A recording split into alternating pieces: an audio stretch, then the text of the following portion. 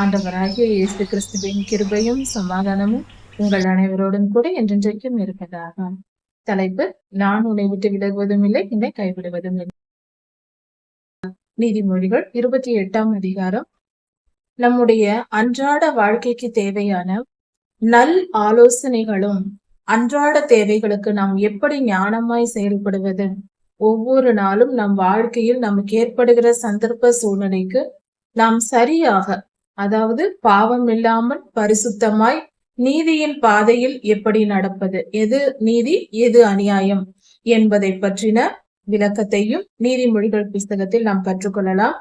எது சரி என்பதையும், ஞானமாய் செயல்படுவது, எல்லாவற்றிலும் வெற்றி பெறுவதற்கான வழியையும் நீதிமொழிகள் புஸ்தகம் நமக்கு கற்பிக்கிறது. ஞானமாகவும் அதே சமயத்தில் பரிசுத்தமாகவும் வாழ்வதற்கு, அதாவது ஞானமாய் செயல்படுவது என்றால் பாவம் செய்து வெற்றி பெறுவதல்ல, பரிசுத்த வழியில் வெற்றி பெறுவது. வாழ்க்கையில் ஒவ்வொரு காரியத்திலும் அதற்கான வழிகள் நீதிமொழிகள் புஸ்தகத்தில் நமக்கு சொல்லப்பட்டிருக்கிறது. அதை குறித்து நாம் சற்று தியானம். துன்மார்க்கர் ஒருவரும் துரத்தாதிருந்தும் ஓடி போகிறார்கள். யாரும் தன்னை விரட்டவில்லை என்றாலும் அவர்கள் யாரோ விரட்டுவது போல நினைத்து கொண்டு ஓடிக்கொண்டிருப்பார்கள் துன்மார்க்கர். நீதிமான்களோ சிங்கத்தை போல தைரியமாய் இருப்பார்கள். நீதிமான்கள் தாங்களிடத்தில் எந்த பாவமும் இருக்காது. அவர்கள் கர்த்தரை நம்பி இருக்கிறார்கள். அவர்கள் சிங்கத்தை போல் இருப்பார்கள்.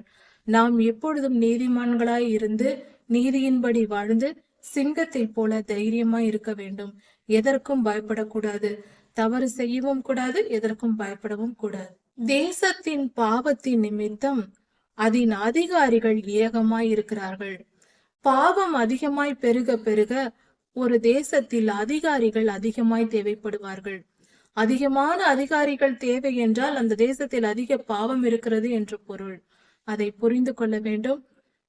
தேசத்தை சுபிட்சமாக வைத்திருக்க வேண்டும். புத்தியும் அறிவும் உள்ள மனுஷனாலே அதன் நற்சீர் நிலைத்திருக்கும். ஒரு தேசத்தின் நல்ல பெயர் நிலைத்திருக்க வேண்டும் என்றால் அதிலுள்ள புத்திசாலிகளாலும் ஞானவான்களாலும் தான் அது நடக்கும் என்று வேதம் சொல்லுகிறது. புத்திசாலிகளும் ஞானவான்களும் தேசத்திற்கு நல்ல பெயரை கொண்டு வருகிறார்கள். ஒரு தரித்திரன் இருக்கிறான், அவன் ஏழையை ஒடுக்குகிறான் என்றால், இவனே தரித்திரம் பிடித்தவன், அவன் ஒரு ஏழையை ஒடுக்குகிறான் என்றால் அது எப்படி இருக்கிறது என்றால், மிகப்பெரிய வெள்ளம் வந்து வயல் நிலங்களை வெள்ளம் அடித்து கொண்டு போனால் அந்த செடிகள் எல்லாம் அடித்து கொண்டு போக முடியும். அதாவது நல்ல மழை செடிகளை வளர வைக்கும். அதிகமான மழையை தான் வெள்ளம் என்று சொல்லுவோம். அதிகமான மழை பெய்து அந்த செடிகளே அடித்து கொண்டு போய்விட்டால் அதில் விளைச்சல் எப்படி உண்டாகும்? அப்படிதான் ஏழையை ஒடுக்குகிற தரித்திரனும் இருக்கிறான். வேத பிரமாணத்தை விட்டு விலகுகிறவர்கள் துன்மார்க்கரை புகழுகிறார்கள். வேத வசனங்களை விட்டு விலகுகிறவர்கள் தீயவர்களை புகழ்ந்து பாராட்டுவார்கள். ஏனென்றால் அவர்களும் இவர்களும் ஒன்றுதான். வேத பிரமாணத்தை கை கொள்கிறவர்களோ அவர்களோட போராடுகிறார்கள். வேத பிரமாணத்தை கை கொண்டு நடப்பவர்கள் அவர்களோடு போராட வேண்டிய நிலை ஏற்படுகிறது. துஷ்டர் நியாயத்தை அறியார்கள். தீயவர்களுக்கு, தீமை செய்து பழக்கப்பட்ட துஷ்டர்களுக்கு நியாயம் தெரியாது. அவர்களால் நியாயமாய் பேசவோ நடக்கவோ முடியாது. அவர்களுக்கு தெரியாது, நியாயம் என்றாலே தெரியாது. தீயவர்களுக்கு நியாயம் தெரியாது. நீதிமான்களோ, கர்த்தரை தேடுகிறவர்களோ சகலத்தையும் அறிந்து கொள்கிறார்கள். கர்த்தரை தேடுகிறவர்களுக்கு சகலமும் தெரியும், கர்த்தர் போதிப்பார். இரு வழிகளில் நடக்கிற திரியாவரக்காரன், அதாவது பொய், பித்தலாட்டம், ஏமாற்ற வேலை, நேரத்திற்கு ஏற்றபடி பேசுவது, காலத்திற்கு ஏற்றபடி, ஒருவருக்கொருவர் ஆளுக்கு ஏற்றபடி பேசுவது, பழகுவது, இப்படி மாறி மாறி நடக்கிற திரியாவரக்காரர்கள், எப்பொழுதும் வம்பும் சண்டையும் தீமையை விளைவிப்பது, பிறரை துன்பப்படுத்தியே பழக்கப்பட்டவர்கள் திரியாவரக்காரர்கள். எப்பொழுதும் ஏதாவது சண்டை மூட்டி கொண்டே இருப்பார்கள், தீமை செய்து கொண்டே இருப்பார்கள், பிறரை துன்பப்படுத்தி கொண்டே இருப்பார்கள். இப்படிப்பட்டவர்கள், இரு வழிகளில் நடக்கிற இப்படிப்பட்டவர்கள் ஐஸ்வர்யவானாய் இருந்தாலும் நேர்மையாய் நடக்கிற தரித்திரவனே வாசி. அப்படி என்றால் நேர்மையாய் நடக்கிற தரித்திரனால் கூட நன்மை உண்டாகும். இப்படிப்பட்ட ஐஸ்வர்யவானால், தீமை செய்கிற ஐஸ்வர்யவானால் எந்த நன்மையும் நமக்கு கிடைக்காது. அப்படிப்பட்டவர்களை சேரக்கூடாது. இப்படியாக வாழ்க்கையின் வழிமுறைகளை கர்த்தர் நமக்கு போதித்து நடத்துகிறார். இந்த வழிகளை நாம் படித்து கற்றுக்கொண்டு வாழும் பொழுது சிறந்த வாழ்க்கை வாழ முடியும். சகல காரியங்களிலும் வெற்றி பெற முடியும். சமாதானமாய் உலகத்தில் வாழ முடியும். எல்லா ஐஸ்வர்யத்திலும் மிகப்பெரிய ஐஸ்வர்யம் சமாதானம். அந்த சமாதானம் வேத வசனத்தை தியானித்து புரிந்து அதன்படி நடக்கும்போது, வேத வசனத்தை கை கொண்டு நடக்கிறவர்களால், வாழ்க்கையில் வேத வசனத்தை பின்பற்றி அதன்படி வாழ்கிறவர்களுக்கு இந்த நன்மை உண்டாகும். இவ்வுலக வாழ்க்கையில் சமாதானம் கிடைக்கும். நீதிமான்களாய் வாழலாம், பரிசுத்தமாகலாம். எல்லாவித ஆசீர்வாதங்களும் இவ்வுலக வாழ்க்கையிலும் பெற்றுக்கொண்டு நிரந்தரமாய் கர்த்தரிடத்திலும் போய் சேரலாம் பரலோகத்தில். வேத பிரமாணத்தை கை கொள்ளுகிறவன் ஞானமுள்ள புத்திரன். அப்படி என்றால் வேத வசனத்தை படித்து அதை கற்றுக்கொண்டு அதன்படி நடக்கிற மனிதன் விவேகம் உள்ள புத்திரன். ஒரு நல்ல மகனாக, அறிவாளியான, புத்திசாலியான, அதாவது விவேகம் உள்ள, எல்லா அறிவுகளும் சகல அறிவையும் அறிந்த விவேகியாய் இருக்கிறான் அந்த மனிதன் என்று பொருள். ஒரு நல்ல மகனாக இருக்கிறான். அதாவது வாலிப வயதில், சிறு வயதிலிருந்து அந்த வாலிப வயது அடையும் பொழுது ஒரு மனிதன் எப்படி நடக்கிறானோ அதை பொறுத்து அவன் வாழ்க்கையின் பிற்காலம் இருக்கு. அந்த முடிவெடுக்க கூடிய அந்த காலகட்டத்தில் ஒருவன் ஞானத்தோடும் கர்த்தருக்கு பயப்படுகிற பயத்தோடும் அவன் செயல்படும் பொழுது, பரிசுத்த வழியில் செயல்படும் பொழுது கர்த்தருடைய ஆவியானவர் ஞானத்தையும் புத்தியையும் தருவார். அது நிமித்தம் அவன் எல்லா காரியத்திலும் வெற்றி பெற முடியும். பாவம் இல்லாமல் பரிசுத்தமாய், தவறு செய்து வெற்றி பெறுவதல்ல, பரிசுத்தமாய் நேர்மையான வழியில் நீதியாய் நடந்து வெற்றி பெறுவது. அப்படி என்றால் இவ்வுலக வாழ்க்கையிலும் வெற்றி, நீதியின்படி நடப்பதினால் கர்த்தருக்கு முன்பாக நாம் பிரியமானவர்களாய் இருக்கிறோம். கர்த்தருடைய ராஜ்யத்தில் பிரவேசிக்கவும் நாம் தகுதி பெறுகிறவர்களாய் இருப்போம். ஆனால் நாம் செய்ய வேண்டிய முக்கியமான காரியம், நாம் வேதத்தை தியானிக்க வேண்டும். வேதத்தை தியானித்து அதன்படி நம் வாழ்க்கை தொடங்க வேண்டும். இந்த வாலிப பிரயாயத்தில் இருக்கும் பிள்ளைகளுக்கு ஏன் இதை சொல்லுகிறார்கள் என்றால், வேதம் சொல்லுகிறது என்றால், அந்த நேரத்தில் மனம் திரும்புகிற மனிதன் மிகவும் பாக்கியசாலி.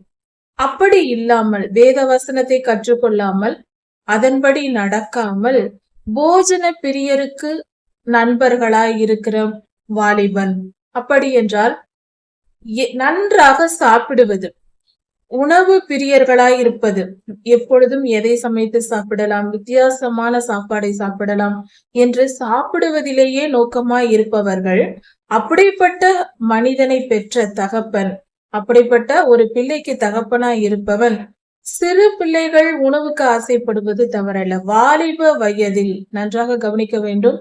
சிறு குழந்தைகள் ஒன்றும் அறியாதவர்கள், அந்த வயதிலேயே கட்டுப்பாட்டை, இச்சடக்கத்தை சொல்லி வளர்க்க வேண்டும். ஆனாலும் வாலிப வயது அடையும் போது அந்த பிள்ளைகள் இச்சை இல்லாமல் பார்த்து கொள்ள வேண்டும். எந்த இச்சைக்கும் இடம் கொடுத்து தங்கள் வாழ்க்கையில் அழிந்து போகாதபடிக்கு பெற்றோர்களும் போதகர்களும் ஆசிரியர்களும் போதித்து வழி நடத்த வேண்டும் பிள்ளைகளை. இப்படி நடத்தும் பொழுது அந்த பிள்ளைகள் நல்ல மனிதர்களாக உருவாவார்கள். அவர்கள் போஜன பிரியருக்கு நண்பர்கள் ஆகக்கூடாது. எப்பொழுதும் நல்ல உணவுகளை சாப்பிடக்கூடிய மனிதர்களுக்கு நண்பர்களானவர்கள் தன் தகப்பனையே அவமானப்படுத்துவானான், வெட்கப்படுத்தும்படி அவனுடைய செயல்கள் இருக்கும். அந்த பிள்ளை சீரழிந்து போகும் என்று பொருள். போஜன பிரியருக்கு நண்பர்களாய் ஆகக்கூடாது. எந்த ஒரு பிள்ளையும் அப்படி நாம் வளர்க்க விடக்கூடாது. நம் வீட்டிலேயே அப்படி சொல்லிக் கொடுத்து விடக்கூடாது. வேத வசனத்தை கற்று அதன்படி நடக்க வேண்டும் என்று போதித்து வளர்க்க வேண்டும். அநியாயமாய் வட்டி வாங்கி, அநியாய வட்டியினாலும் அநியாயத்தினால் பணம் சம்பாதித்து சேர்த்து வைக்கிறவன், அநியாயம் செய்து பிறரை ஏமாற்றி பொய் சொல்லி இப்படி அநியாயமாய் பணம் சம்பாதித்து சேர்த்து வைக்கிறவன் அதை எதற்காக, யாருக்காக சேர்த்து வைக்கிறான் என்றால், தரித்திரருக்கு இறங்குகிறவனுக்காக. அந்த பணம், அவன் சேர்த்து வைக்கும் பணம் தரித்திரருக்கு போகும்படி, யார் தரித்திரருக்கு எடுத்து கொடுப்பார்களோ அப்படிப்பட்டவர்களுக்கு அந்த பணத்தை கர்த்தர் கொடுத்து விடுவார். அவன் எவ்வளவுதான் அநியாயமாய் ஒரு மனிதன் அதிக வட்டி வாங்கி அநியாயமாய் பணம் சம்பாதித்தால் அந்த பணத்தை எடுத்து கர்த்தர் இரக்கமுள்ள நல்ல மனிதனுக்கு கொடுத்து விடுவார். இப்படி கர்த்தர் செய்வார் என்று வேதவசனம் சொல்லுகிறது.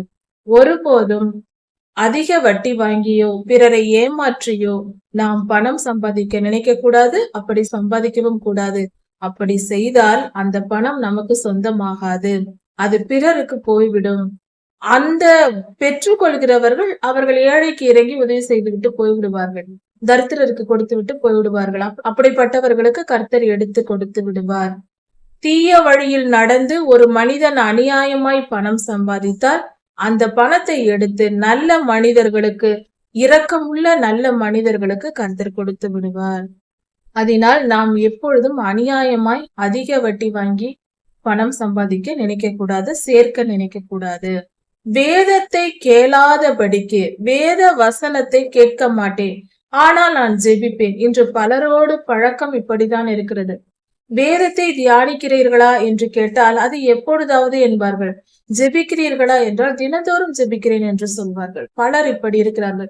ஸ்தோத்திர பலி செலுத்துகிறேன் என்று சொல்வார்கள், ஜெபிக்கிறேன் என்று சொல்வார்கள், இப்படியெல்லாம் செய்வார்கள். ஆனால் வேத வசனத்தை மட்டும் படிக்க மாட்டார்கள். ஏன் இப்படி நிகழ்கிறது என்றால், ஒரு காரியம் நன்றாக தெளிவாக புரிந்து கொள்ள வேண்டும். ஜெபிப்பதும் கர்த்தருக்கு பலி செலுத்துவதும் நம்மிடத்திலிருந்து புறப்பட்டு கர்த்தருக்கு போகிறது. நாம் ஜெபிக்கும் பொழுது நம்முடைய இருதயத்தில் உள்ளதை கர்த்தருக்கு தெரிவிக்கணும். நாம் ஜெபிக்கிற விஷயங்கள் எல்லாம் கர்த்தருக்கு தெரியுமா தெரியாதா? நிச்சயம் தெரியும். கர்த்தர் எல்லாம் அறிந்தவர், சகலமும் அறிந்தவர். உன் வாயின் சொல் பிறவாவதற்கு முன்பே அதையெல்லாம் நான் அறிந்து வைத்திருக்கிறேன் என்று கர்த்தர் சொல்லியிருக்கிறார். அப்படி இருக்க நாம் என்ன வேண்டுகிறோம் என்பதை நாம் வேண்டுவதற்கு முன்பே கர்த்தருக்கு தெரியும். ஆனாலும் நாம் ஜெபிக்க வேண்டாம் என்று சொல்லவில்லை, ஜெபிக்க வேண்டும். ஆனால் நம் ஜெபம் எப்படி இருக்க வேண்டும்? சுருக்கமாக இருக்க வேண்டும். அதாவது நீண்ட நேரம் ஜெபிக்கிறேன் என்று தனக்காக தனக்கு தேவையான பொருள்களை ஒரு மளிகை லிஸ்டை போல வரிசையாக சொல்லிக்கொண்டே இருப்பது. எனக்கு இது வேண்டும், எனக்கு அது வேண்டும், எனக்கு இது வேண்டும் என்று கேட்டு கொண்டிருப்பதே ஜெபம் என்று நினைக்க கூடாது. அது தவறு. ஸ்தோத்திர பலி செலுத்துகிறேன் என்று புத்தகத்தை வைத்துக் கொண்டு மனதை எங்கேயோ விட்டுவிட்டு வாயின் வார்த்தைகளால் சொல்லிக்கொண்டே இருப்பது நல்லதுதான். ஸ்தோத்திர பலி செலுத்துவதும் ஜெபத்தில் உட்காருவதும் நல்லதுதான், தவறு என்று சொல்லவில்லை. ஆனால் அந்த ஜெபம் முழுமை பெறாது. அது பலன் தர வேண்டும் என்றால் வேதத்தை தியானித்த பின்பு ஜெபிக்க வேண்டும். நான் சொல்லவில்லை, கர்த்தரே சொல்லுகிறார். வேதத்தின் வசனங்களை, வேத பிரமாணங்களை காது கொடுத்து கேட்காதவனின் ஜெபம் கர்த்தருக்கு அருவருப்பாய் இருக்கிறதா. முதலில் பெரியவர் நம் ஆண்டவர், அவர் சொல்லுவதை நாம் கேட்க வேண்டும். ஒரு அலுவலகத்திற்கு சென்றால் ஒன்றுமில்லை, ஒரு பள்ளிக்கு சென்றால் ஒரு மாணவன் ஆசிரியர் சொல்வதை கேட்பான், தலைமை ஆசிரியர் சொல்லுவதை கேட்பான். இது கேட்டு நடப்பது சிறந்தது. பின்பு தனக்கு ஏதாவது தேவை என்றால் விண்ணப்பம் வைக்கலாம் என்றாலும் பெரியோர் சொல்வதை பிள்ளைகள் கேட்பதே சிறந்தது. அதுதான் முறை. அதை விட்டுவிட்டு பிள்ளைகள் எல்லாம் பேச விட்டுவிட்டு ஆசிரியரும் தலைமை ஆசிரியரும் உட்கார்ந்து கேட்க வேண்டும் என்றால் யாராவது கேட்பார்களா? அல்லது அதனால் பலன் உண்டாகுமா? அது தேவையா? யோசித்து பார்ப்போம். பெரியவர்கள், ஆசிரியர்கள், தலைமை ஆசிரியர்கள் சொல்லித் தருவதை பிள்ளைகள் கேட்டால்தான் பலன் உண்டாகும். வேத தியானம் என்பது கர்த்தர் நமக்கு சொல்லுகிற வார்த்தைகள்.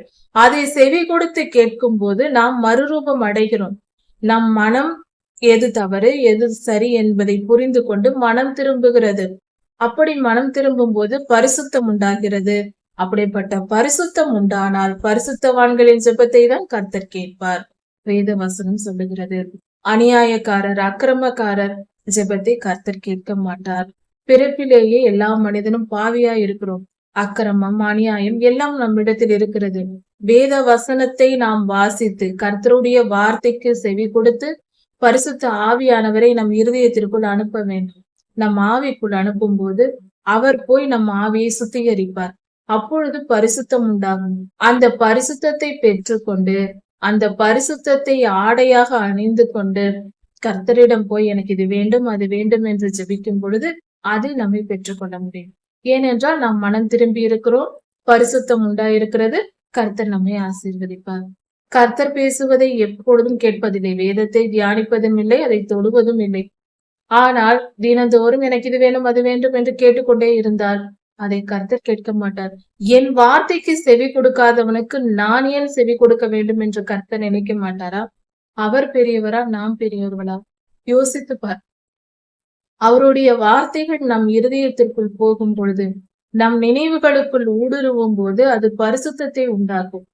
நம் விண்ணப்பங்களை நாம் கேட்கலாம். நாம் விண்ணப்ப ஜெபம் செய்யலாம், யுத்த ஜெபம் செய்யலாம், பலி செலுத்தலாம், பலவிதமான ஜெபங்கள் செய்யலாம், தவறில்லை, செய்யலாம். முதலில் நாம் செய்ய வேண்டியது அவர் வார்த்தைக்கு செவி கொடுக்க வேண்டும். முதலில் வேத தியானம், பின்பு ஜெபம். அப்படி செய்யும் பொழுது அது ஒரு சரியான முறையாயிருக்கும். ஆசரிப்பு கூடாரத்தில் அந்த அமைப்பு எப்படி இருக்கிறது என்று பார்ப்போம். முதலில் பிரகாரத்தில் நுழைகிறோம். நுழையும் போது அதில் பலிபீடம் இருக்கிறது. பலிபீடத்தில் பலியை செலுத்துகிறோம். இதே போலதான் நம்முடைய அன்றாட ஜெபமும் இருக்க வேண்டும். முதலில் பலி செலுத்துகிறோம். அதற்கு அடுத்தது கழுவும் தொட்டி இருக்கு, அதில் நாம் கழுவி கொள்கிறோம். வேத வசனத்தினால் நம்மை கழுவி கொண்டு அடுத்தது பரிசுத்த ஸ்தலத்திற்கு செல்கிறோம். அங்கு என்ன இருக்கிறது? 12 அப்பங்கள் இருக்கிறது. அது கர்த்தருடைய வார்த்தைக்கு சமமாயிருக்கிறது. அந்த வார்த்தையை நாம் பெற்றுக்கொண்டு ஆகாரத்தை சாப்பிட வேண்டும். அதாவது கர்த்தருடைய வார்த்தையாகிய வசனத்தை படித்து தெரிந்து கொள்ள வேண்டும். அதன் பக்கத்தில் குத்து விளக்கு இருக்கிறது. குத்து விளக்கு பரிசுத்த ஆவியானவருக்கு அடையாளமா இருக்கிறது. பரிசுத்த ஆவியானவரின் குரலை கேட்க வேண்டும். வேத வசனத்தை நாம் தியானிக்கும் போதும் அந்த இரண்டும் ஒரே இடத்தில் இருக்கிறது, ஒரே ஸ்தலத்தில். பரிசுத்த ஆவியானவரின் குரலை நாம் கேட்பதும் வேத வசனத்தை தியானிப்பதும் ஒரே நேரத்தில் நிகழ்கிற நிகழ்வா இருக்கிறது. வேத வசனம்தான் அதன் மூலமாக பரிசுத்த ஆவியானவர் நம்முடைய ஆவிக்குள் சென்று நம்மை சுத்திகரிப்பார். இந்த பரிசுத்தம் உண்டான பின்பே மகா பரிசுத்த ஸ்தலத்திற்குள் போக முடியும். அங்கு நாம் ஜெபிக்கிறோம். தூப கலசம், தூப பீடம் ஜெபத்திற்கு அடையாளமா இருக்கிறது. அங்கு தூபம் செலுத்தப்படுகிறது. அங்கு புறப்படும் தூபம் தான் ஜெபம். இப்படியாக தான் நம்முடைய ஜெபம் இருக்க வேண்டும். ஜெபம் முக்கியமானது, பிரதானமானது. ஆனால் அது வரும் வழி இப்படி இருக்க வேண்டும். கர்த்தரிடத்தில் பலி செலுத்தி மனம் திரும்பி மன்னிப்பு கேட்க வேண்டும். கர்த்தருடைய வார்த்தைகளை தியானிக்க வேண்டும். பரிசுத்த ஆவியானவர் நம்மை கழுவ வேண்டும். அதன் பின்பு நாம் ஜெபிக்க வேண்டும். கர்த்தருடைய சன்னதிக்கு போக வேண்டும். இந்த முறைப்படி நாம் செய்யும் ஜெபம் நிச்சயம் கேட்கப்படும். ஒரு முறை ஜெபித்தால் போதும். அன்றாட ஜெபமும் கேட்கப்படும்.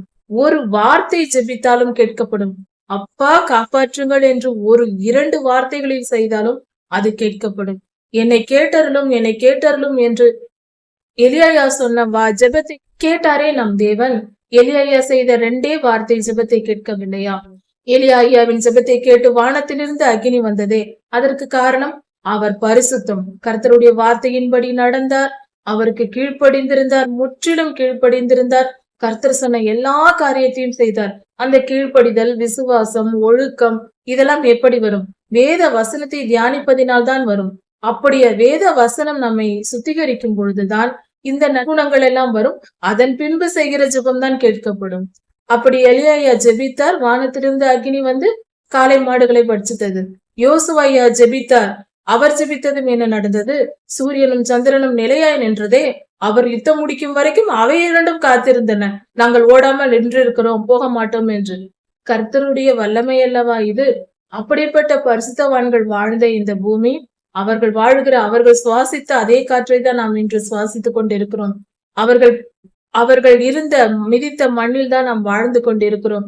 அப்படி இருக்க நாமும் அவர்களைப் போலதான், அதாவது அவர்களைப் போல பரிசுத்தமாகவும் இன்னும் அதிகமாய் பரிசுத்தமாகவும் கர்த்தர் நமக்கு வாய்ப்பை கொடுத்திருக்கிறார். அவர்களிடத்தில் யோசுவாவின் சரித்திரமும் எலியாவின் சரித்திரமும் அவர்களிடத்தில் இல்லை. அவர்கள் முன் உதாரணமாய் இருந்தார்கள். இவர்கள் சரித்திரம் எல்லாம் நமக்கு கொடுக்கப்பட்டிருக்கிறது. நம்மால் இன்னும் அதிகமாய் பரிசுத்தமாய் வாழ கடமைப்பட்டிருக்கிறோம். பல காரியங்கள் அதிகமாய் நமக்கு தெரிவிக்கப்பட்டிருக்கிறது. இன்னும் அதிகமாய் பரிசுத்தமைய வேண்டும். 5ஆம் வகுப்பு படித்த ஒரு பிள்ளையிடம் சிறிய கணக்குகளை கொடுத்து போட்டாலே நீ புத்திசாலி என்று சொல்லுவோம்.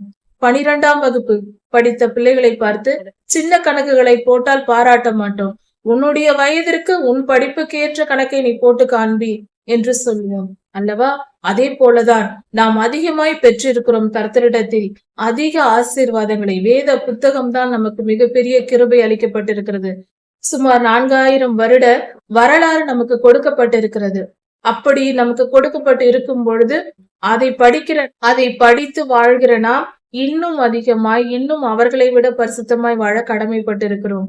அதனால் அதிகமான தாளந்து கொடுத்தவர்களிடத்தில் கர்த்தர் அதிகமாய் தாளந்தை கேட்டார். 10 கொடுத்தவனிடத்தில் 10 பெற்றுக்கொண்டார். 5 கொடுத்தவனிடத்தில் 5 கொடுத்தால் போதுமானதா இருந்தது. அது போலதான். அதனால் வேதத்தை நாம் கையில் எடுத்து வாசித்து அதன்படி நடக்க வேண்டியது கடமையா இருக்கிறது. அப்படி நம்மை பரிசுத்தமாக்கி கொண்ட பின்பு செய்கிற ஜெபமே நம்முடைய ஜெபம் கேட்கப்படும். பலர் ஜெபம் கேட்கப்படுவதில்லை, நாங்கள் காத்திருக்கிறோம், வருடக்கணக்காக காத்திருக்கிறோம் என்று சொல்வார்கள். காரணம் இதுதான். வேத வசன அதை கர்த்தர் தரும் ஆசீர்வாதத்தை நாம் பெற்றுக்கொள்ள தகுதிப்படுத்திக் கொள்ள வேண்டும். நாம் அது வேத வசனத்தை தியானிப்பதினால் அதை தகுதிப்படுத்திக் கொள்கிறோம். நாம் சுத்திகரிக்கப்படுகிறோம், தகுதி வருகிறது. அதன் பின்பு கர்த்தர் ஆசீர்வதிப்பார். முதலில் நம்மை நாம் கழுவி கொள்ள வேண்டும். நாம் தேவாலயத்துக்கு செல்கிறோம் என்றால் குளித்து அருமையான துணிகளை துவைத்து பரிசுத்தமாக்கி அதை உடுத்தி கொண்டு தேவாலயத்திற்கு செல்கிறோம். ஏன்? அங்கு பரிசுத்தமாய் செல்ல வேண்டும் என்று. அதே போல கர்த்தருடைய சந்நிதியில் ஜெபிக்க வரும்போதும் நம் இருதயத்தை கழுவி கொள்ள வேண்டும், நம் சிந்தனைகளை கழுவி கொள்ள வேண்டும். எப்படி முடியும்? வசனத்தினாலும் பரிசுத்த ஆவியானவரினாலும் தான் முடியும். அப்படி நாம் சுத்திகரித்து கொண்ட பின்பு நாம் ஜெபிக்கும் பொழுது அந்த ஜெபம் கேட்கப்படும், உடனே பதில் கிடைக்கும். கர்த்தருக்கு நன்றாக காது கேட்கும். அவர் நம் காதுகளை படைத்தவர், அவருக்கு கேட்காதா என்ன? நாம் நம்மேல் அதிக குறைகளை வைத்துக் கொண்டு அநேக பாவங்களை சுமந்து கொண்டு இருளில் நின்று கொண்டு எனக்கு தெரியவில்லை என்று நாம் புலம்பிக் கொண்டிருக்கிறோம். எதற்கு எடுத்தாலும் கர்த்தர் பேரில் குற்றம் சாட்டக்கூடாது. அவர் நம்மை ஆசீர்வதிக்கத்தான் விரும்புகிறார். எப்பொழுதும் நாம் தான் பெற்றுக்கொள்ள தகுதியற்றவர்களாய் நின்று விடுகிறோம். தகுதியற்றவனுக்கு கர்த்தர் கொடுக்க மாட்டார் எதையும். நாம் நம்மை தகுதிப்படுத்திக் கொள்ள வேண்டும். அப்படி என்றால் விசுவாசிக்க வேண்டும், வேறொன்றும் இல்லை. விசுவாசிக்க வேண்டும், கெட்ட எண்ணங்களை விட்டு மனம் திரும்ப வேண்டும். சுலபமானதுதான். தகுதி என்றால் கர்த்தரை முழுமையாய் நேசிப்பது. இதில் என்ன கஷ்டம் இருக்கிறது நமக்கு? கர்த்தருக்கு முன்பாக ஒரு மனிதன் தகுதி பெற்றிருக்க வேண்டும், நல்ல தகுதி அடைய வேண்டும். அப்பொழுதுதான் கர்த்தரின் கிரியைகளை பெற்றுக்கொள்ளலாம். என்ன தகுதி அது? கர்த்தரை நேசிக்க தெரிய வேண்டும், உண்மையாய் கர்த்தரிடத்தில் அன்பு கூற வேண்டும். அதுதான் தகுதி, வேறொன்றும் இல்லை. படிப்பு, பட்டம், மற்ற எதுவும் கிடையாது. இது தெரிந்திருக்க வேண்டும், அது தெரிந்திருக்க வேண்டும், தேவையில்லை. படிப்பறிவு இல்லாதவர்களாய் கூட இருக்கலாம். வேத வசனங்களை, எழுத்துக்களை படிக்க தெரியாதவர்களாய் கூட இருக்கலாம். காதில் கேட்டு சொல்வதை கேட்டு வாழ்கிறவர்களாக கூட இருக்கலாம், தவறில்லை. கர்த்தரை எதிர்பார்க்கும் தகுதி நம் மனதில் இருக்கிற விருப்பம். நன்மைக்கும் நீதிக்கும் நியாயத்தையும் நாம் விரும்புகிறோமா? கர்த்தரை விரும்புகிறோமா? கர்த்தரின் வார்த்தையை விரும்புகிறோமா? கர்த்தருக்கு கீழ்ப்படிதலை விரும்புகிறோமா? கர்த்தருடைய வழிகளில் நடக்க விரும்புகிறோமா? அதை தான் கர்த்தர் எதிர்பார்க்கிறார். அதன் மேல் வாஞ்சையா இருக்கிறோமா? ஆசையோடு காத்திருக்கிறோமா? இதுதான் நமக்கு தேவையானது. இதுதான் தகுதி, வேறொன்றும் இல்லை.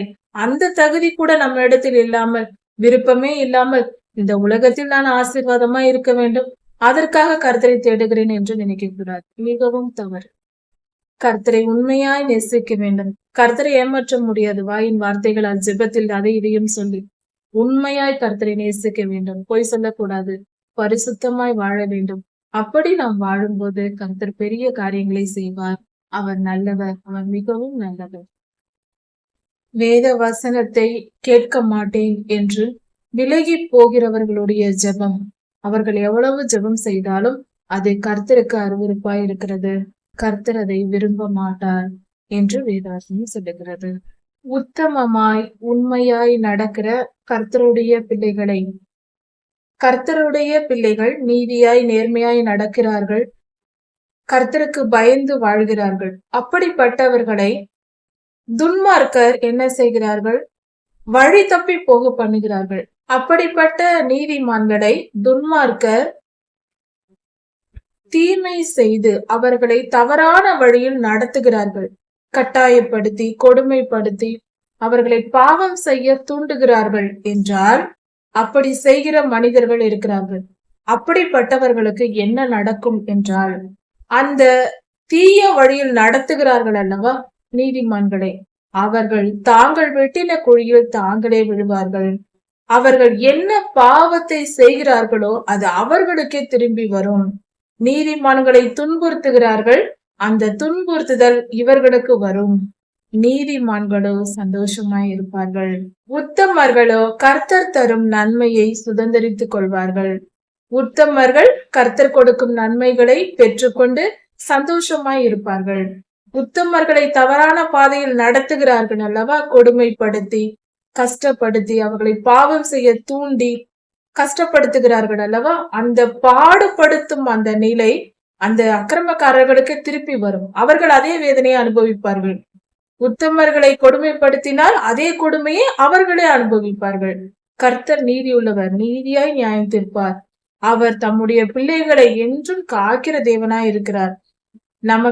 நாம் கர்த்தருக்கு பயந்து நடக்கும் பொழுது, நீதியாய் நடக்கும் போது, நம்மை தவறான வழியில் நம்மை நடக்கும்படி பாவத்தை செய் என்றோ நீதியை விட்டு விலகி வா என்று கட்டாயப்படுத்தி நம்மை கொடுமைப்படுத்தினார்கள் என்றால், ஒரு விக்கிரக ஆராதனை செய்ய சொல்வதோ, விக்கிரகங்களுக்கு படைக்கப்பட்டதை சாப்பிட சொல்வதோ, அல்லது மற்ற இச்சையான காரியங்களை செய்ய வைக்க நம்மை கொடுமைப்படுத்தினார்கள் என்றால், அவர்கள் செய்கிற கொடுமை எல்லாம் அவர்கள் தலையில் விழும். கர்த்தர் நம்மை காப்பாற்றி விடுவார். நமக்கு நன்மையால் நிறைவான நன்மையை தந்து ஆசீர்வதிப்பார். ஒரு பணக்காரன் இருக்கிறான் என்றால் அவன் தன் பார்வைக்கு ஞானமாய் அவனுக்கு தோன்றும். அவன் தன்னை பெரிய ஞானி என்று நினைத்து கொண்டிருப்பான். பெரிய பணக்காரன் இருக்கிறான் என்றால் நான் ஞானி, எவ்வளவு பணம் சம்பாதித்து வைத்திருக்கிறேன் என்று அவன் நினைத்து கொண்டிருப்பான். ஆனால் ஒரு தரித்திரன் வந்து அவனை சோதித்து பார்ப்பானாம். ஒன்றுமே பணம் இல்லாதவன் அவனை வந்து சோதிப்பானாம். அப்படி என்றால் அது எவ்வளவு பெரிய ஒரு காரியமா இருக்கிறது. தரித்திரனே அவனை சோதித்து பார்த்து விடுவானாம். அப்படி என்றால் பணக்காரர்கள் எல்லாம் ஞானி அல்ல, பணம் வைத்திருப்பவர்கள் எல்லாம் பெரிய ஞானிகளும் அல்ல, தரித்திரராய் இருக்கிறவர்கள் எல்லாம் முட்டாள்களும் அல்ல. நீதிமான்கள் மகிழும் போது, நீதிமான்கள் சந்தோஷப்படுகிறார்கள் என்றால், அவர்களுக்கு சந்தோஷமான காரியங்கள் நடக்கிறது என்றால், கர்த்தருடைய பிள்ளைகள் நீதிமான்கள் சந்தோஷப்படும் போது அந்த இடம், அவர்களை சூழ்ந்திருப்பவர்கள் எல்லாரும் களி கூறுவார்கள், எல்லோரும் சந்தோஷமாய் இருப்பார்கள். ஏனென்றால் நீதிமான்கள் அவர்கள் நல்லவர்களாய் இருக்கிறார்கள், நீதியாய் நடப்பவர்களாய் இருக்கிறார்கள். அவர்கள் சந்தோஷமாய் இருக்கும் பொழுது, அதிகமான நீதிமான்கள் இருக்கும் போது அவர்கள் எல்லோருக்கும், பலருக்கும், பிறருக்கும் நன்மை செய்வார்கள். அதனால் எல்லோரும் சந்தோஷமாய் இருப்பார்கள். ஆனால் துன்மார்க்கர் பெருகும் போதோ, துன்மார்க்கர்கள் எழும்பும் போது, அதிகமான துன்மார்க்கர், தீயவர்கள் எழும்புகிறார்கள், அநியாயமும் அக்கிரமமும் செய்கிற மனிதர்கள் அதிகமாக எழும்புகிறார்கள் என்றால், மற்ற கூட இருக்கிற மனிதர்கள், சாதாரண மனிதர்கள் பயந்து ஒளிந்து கொள்வார்களாம். ஏனென்றால் அவர்கள் வந்து தீமை அல்லவா செய்வார்கள்.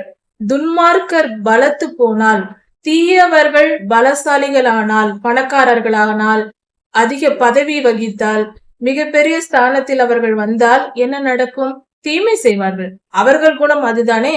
அப்படி என்றால் தீயவர்கள் தீமை செய்வார்கள், அதனால் மற்றவர்களுக்கும் பாதிப்பு உண்டாகும். ஆனால் நீதிமான்கள் களி கூறும் பொழுதோ, நீதிமான்கள் உயரும் பொழுது பலருக்கும் நன்மை செய்வதனால் எல்லோரும் நன்மையை அனுபவிப்பார்கள். அது அவர்களுக்கு, மற்றவர்களுக்கும் மகிழ்ச்சியா இருக்கும். அதனால் துன்மார்க்கர் எழும்பக்கூடாது, துன்மார்க்கரை வளர்த்து விடக்கூடாது. மிகப்பெரிய பதவிகளில் வைப்பதோ, ஐஸ்வர்யவான்கள் ஆக்குவதோ அது நமக்கு தீமையாய் முடியும். சாதாரண மக்கள் பாதிக்கப்படுவார்கள். அதை புரிந்து கொள்ள வேண்டும். தன் பாவங்களை மறைக்கிறவன் வாழ்வடைய மாட்டான், அறிக்கை செய்து விட்டு விடுகிறவனோ இரக்கம் பெறுவான். இந்த வார்த்தை எப்படிப்பட்டதா இருக்கிறது? ஒவ்வொரு மனிதனுடைய வாழ்க்கைக்கும் தேவையான அருமையான ஒரு வார்த்தையா இருக்கிறது இந்த வசனமா இருக்கிறது.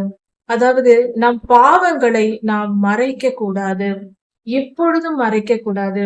லேவியராகமம் 1ஆம் அதிகாரத்திலிருந்து 6ஆம் அதிகாரம் வரைக்கும் ஒவ்வொரு அதிகாரத்தின் முதல் வசனத்தையும் படிக்கும் பொழுது ஒரு வார்த்தை இருக்கிறது. அதாவது ஒருவன் அறியாமையினால் செய்த பாவம், அறியாமையினால், அறியாமையினால் என்று பல முறை சொல்லப்பட்டிருக்கிறது. ஒரு மனிதன் அறியாமையினால் பாவம் செய்யும் பொழுது, அதற்கு அவன் பலி செலுத்தும் போது அவனுக்கு பாவம் மன்னிப்பு கிடைக்கிறது. அவன் பாவம் என்று உணர்ந்ததும், அறிந்து கொண்டதும் கர்த்தருக்கு முன்பாக வந்து அறிக்கை செய்து அதற்கு பலி செலுத்தும் பொழுது, நான் செய்தேன் சுவாமி என்று ஒப்புக்கொண்டுதான் பலி செலுத்துகிறார்கள். அப்படி ஒப்புக்கொண்டு பலி செலுத்தும் பொழுது அந்த பாவம் மன்னிக்கப்படுகிறது. இது ஆதி காலத்தில் இருந்த பழக்கமாய் இருக்கிறது. இன்று நாமும் கூட அப்படித்தான் செய்ய வேண்டும். என்னவென்றால், நம் பாவங்களை நாம் அறியாமல் பாவம் செய்து விடுகிறோம் என்றால், நாம் செய்தது பாவம் என்று எப்பொழுது நமக்கு தெரிகிறதோ அப்பொழுது உடனே கர்த்தருடைய சமூகத்தில் வந்து விழுந்து ஸ்தோத்திர பலிகளை ஏறெடுக்க வேண்டும். கர்த்தருக்கு ஸ்தோத்திரம் செலுத்த வேண்டும். அல்லேலூயா சொல்ல வேண்டும். சொல்லி, ஆண்டவரே என்னை மன்னியும், நான் இந்த பாவங்களை செய்தேன் என்று அறிக்கை செய்ய வேண்டும். நான் நான் இதை செய்யவில்லை சாமி.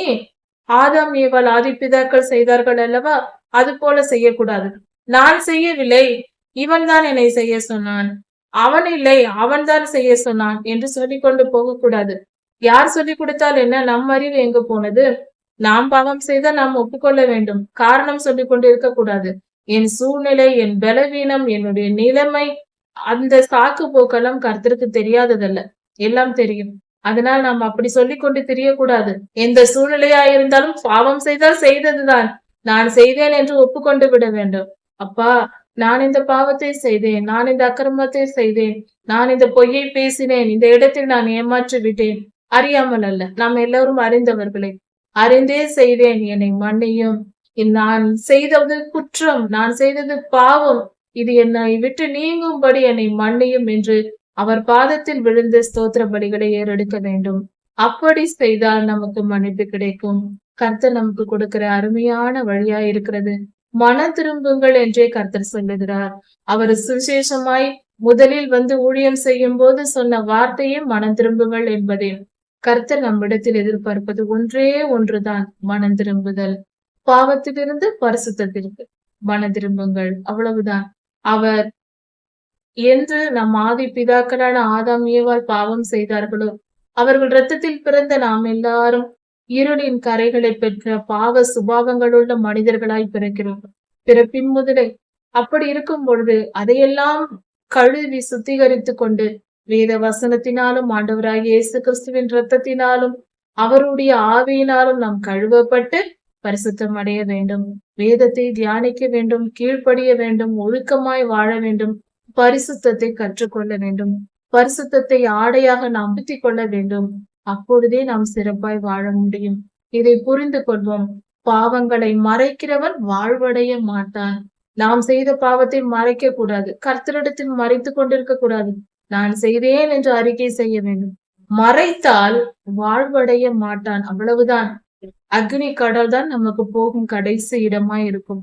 அப்படி இருக்க பாவங்களை மறைத்தால் வாழ்வு கிடைக்காது, மறுவாழ்வே கிடையாது. அப்படியே போக வேண்டியதுதான். என்ன செய்தாலும், எவ்வளவு தானம் தர்மம் செய்தாலும், நம் சொத்துக்கள் அத்தனையும் அள்ளி கொடுத்தாலும் பாவம் போகாது. எந்த ஆற்றில் குளித்தாலும், எந்த தண்ணீரில் மூழ்கி எழுந்திருத்தாலும் நம் பாவம் போகாது. மனம் திரும்பினால்தான் பாவம் போகும். மனம் திரும்பி நம் பாவங்களை அறிக்கை செய்து கர்த்தரிடத்தில் மன்னிப்பு கேட்க வேண்டும். இல்லை என்றால் வாழ்வே கிடையாது. இது வேதம் சொல்லுகிறது. அறிக்கை செய்து விட்டு விடுகிறவன், நாம் செய்தோம் என்று ஒப்புக்கொள்ள வேண்டும், அறிக்கை செய்ய வேண்டும், விட்டு விட வேண்டும், மீண்டும் அதை செய்யக்கூடாது. எப்பொழுது நாம் அது தவறு என்று தெரிந்ததோ அதை விட்டு விட வேண்டும். பாவம் செய்தேன், கர்த்தரிடத்தில் அறிக்கை செய்தேன், நான் மீண்டும் போய் மறுநாள் அதே பாவத்தை செய்வேன், அதுக்கு பேர் மனம் திரும்புதலே அல்ல. அதான் பாவத்திலேயே இருக்கிறோமே, எங்கே இருந்து திரும்பினோம்? அது செல்லாது. அது கர்த்தருக்கு தெரியும் இருதயத்தில் நாம் என்ன நினைத்திருக்கிறோம் என்று. அதனால்தான் கர்த்தர் மனிதனின் வார்த்தைகளை நம்புவதில்லை. நேரடியாக இருதயத்தில் இருப்பதையே அவர் பார்த்து கொள்வார். இவன் திருந்து இருக்கிறானா இல்லையா, என்னிடத்தில் வந்து வேஷம் போடுகிறானா என்று அவர் பார்த்து விடுவார். ஏனென்றால் நாம் எப்படியேப்பட்ட வேஷதாரிகள் என்று கர்த்தருக்கு நன்றாக தெரியும். தீர்க்க தரிசன புஸ்தகங்கள் என்று வேதத்தில் இருக்கிறது. அந்த வேத புத்தகத்தை படித்து பார்த்தால் மனிதன் எவ்வளவு கேவலமாய் நடந்து கொள்கிறோம், எவ்வளவு கேவலமாய் வாழ்கிறோம் என்பது புரிந்துவிடும். கர்த்தர் நன்றாக புரிந்து வைத்திருக்கிறார். நம் எந்த சூழ்நிலையில் என்ன செய்வோம், எப்படி நடந்து கொள்வோம் என்பதெல்லாம் கர்த்தர் அத்துப்படியாக தெரிந்து வைத்திருக்கிறார். அதனால் நாம் அவரை ஏமாற்ற நினைக்க வேண்டாம். அறிக்கை செய்து விட்டுவிட வேண்டும் பாவத்தை. திரும்பவும் அந்த பாவத்தை செய்யக்கூடாது. அப்படி இருந்தால் நமக்கு மன்னிப்பு கிடைக்கும். புது மனிதனாய், புது குழந்தையை போல கர்த்தர் நம்மை பார்ப்பார். அவரிடம் போய் சொல்லிவிட்டு திருந்து விட்டோம் என்றால் நாம் அவருக்கு புது குழந்தை. அதுதான் மனம் திரும்புதல், ஞானஸ்தானம் எடுப்பது. அதனால்தான் நாம் புது பிறப்பு எடுத்திருக்கிறோம். புது குழந்தையாய் நம்மை பார்ப்பார். பாவத்தில் பிறந்த நாம் பரிசுத்தவான்களாகிவிட்டோம். அதிலிருந்து நம்மை பரிசுத்தவானாய் பார்ப்பார். நாம் கொஞ்சம் கொஞ்சமாக எல்லா பாவத்தையும் விட்டு மறுரூபம் அடையும் பொழுது அவர் வந்து அள்ளி கொண்டு போய் விடுவார். அவர் பிள்ளைகளை அவரிடத்தில் சேர்த்துக் கொள்வார். கர்த்தர் மிகவும் நல்லவர், அவர் மிகவும் அன்பானவர். அவர் நல்லவர், நல்லவர், நல்லவர். அப்படிப்பட்ட நல்ல தெய்வம் நமக்கு கிடைத்திருப்பது நாம் செய்த பாக்கியம். அவரை அண்டிக் கொள்வோம், அவர் பாதத்தில் இரக்கம் பெறுவோம்.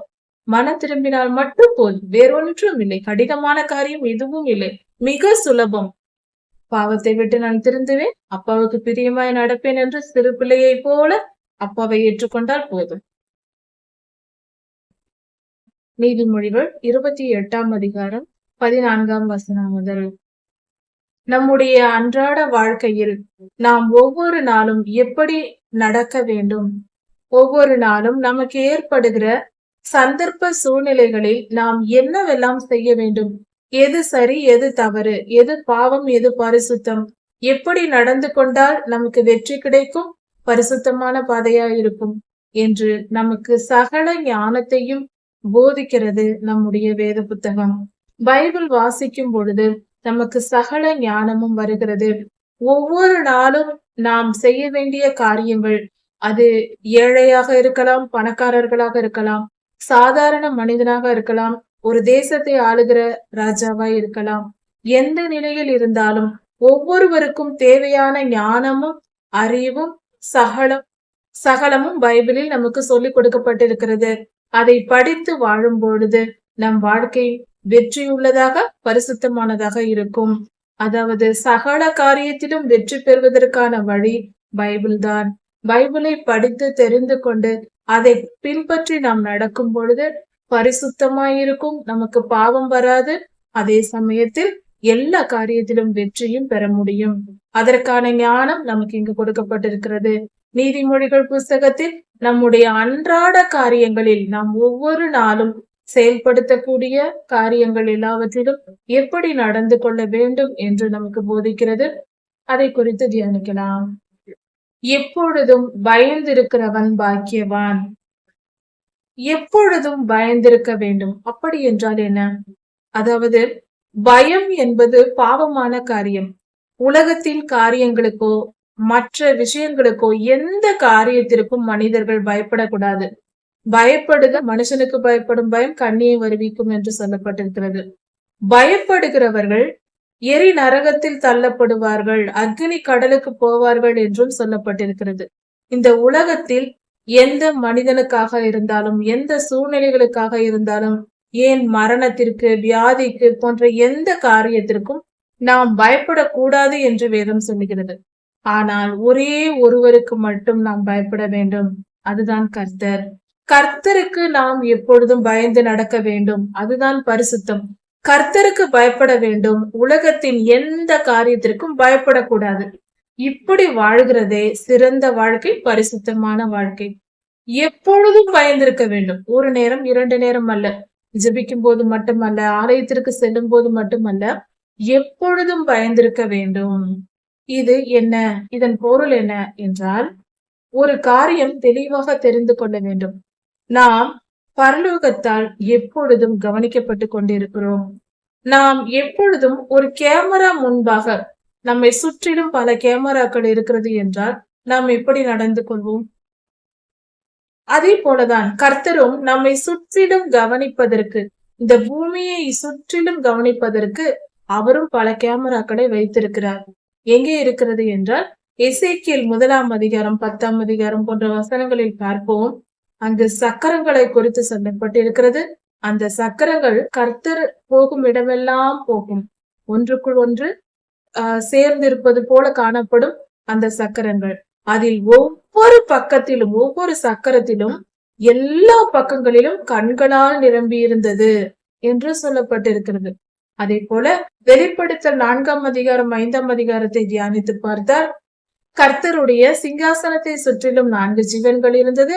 அந்த 4 ஜீவன்களின் இறக்கைகளில், சிறகுகளில் எல்லா பக்கங்களிலும் கண்களால் நிறைந்திருந்தது என்று சொல்லப்பட்டிருக்கிறது.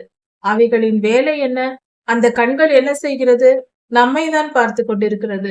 நாம் என்ன செய்கிறோம், கர்த்தர் என்ன செய்கிறார் என்று சகலத்தையும் பார்த்து கொண்டு கர்த்தருக்கு சொல்லிக் கொண்டிருக்கிறது.